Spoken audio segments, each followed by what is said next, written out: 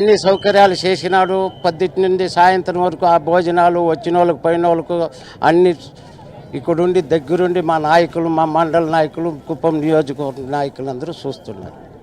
చెప్పండి అమ్మా, ఈరోజు ఇక్కడ మీ నియోజకవర్గంలో ఆయన సొంతింటి నిర్మాణము చేపట్టడము ఎట్లా ఫీల్ అవుతున్నారు?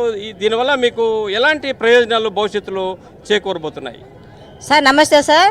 ఈరోజు నారా చంద్రబాబు నాయుడు గారు మా దేవుడు, మా ఆరాధ్య దైవం కుప్పంలో సొంత ఇల్లు కట్టినారు. మాకంతా చాలా సంతోషంగా ఉంది.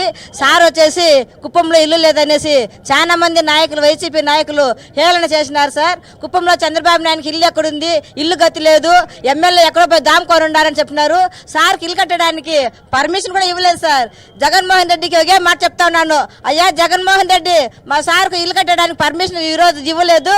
ఈ రోజు ఏబిఎన్ ఛానల్లో చూస్తా ఉండాలి కదా, సొంత ఇల్లు కట్టి ఎంతో మంది జనాలు ఊరు నుండి, ఊరు వాడ విలేజ్ నుండి తండాలుగా ఎక్కువగా వస్తా ఉన్నారు.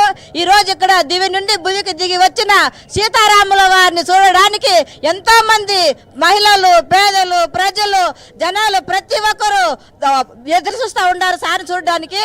ప్రతి ఒక్కరు చూసి కాకుండా వాళ్ళకు విందులు, భోజనాలు అన్ని ప్రతి ఒక్కటి ఇక్కడ సార్ ఏర్పాటు చేసినారు.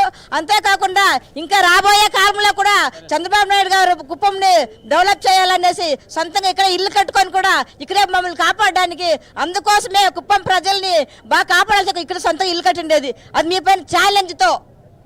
ఇది శంకరి, మొత్తానికి ఇక్కడ చంద్రబాబు నాయుడు సొంతింటి గృహప్రవేశ కార్యక్రమం అనేది ఒక పండుగ వాతావరణంలో కొనసాగుతున్న దృశ్యాలైతే మనం చూస్తాం.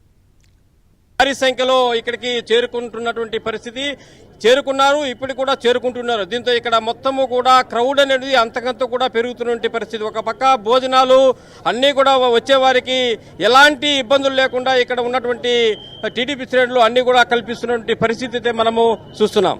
Right, thank you Manohar Reddy.